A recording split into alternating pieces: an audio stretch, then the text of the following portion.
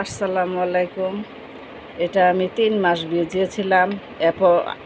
Apple টুকরা টুকরা করে কেটে এখন আমি ছেঁকে নিয়েছি 3 মাস পর।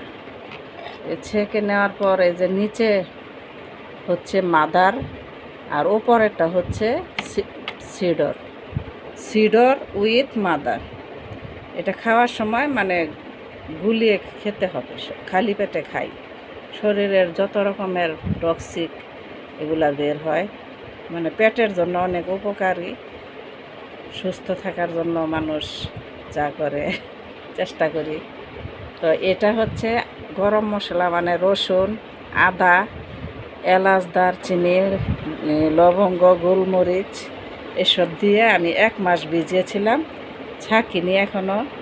তো এটা আর এই যে এটা আমি এক দিন এক একটা খাই, সকালে 1 চামচ খালি পেটে।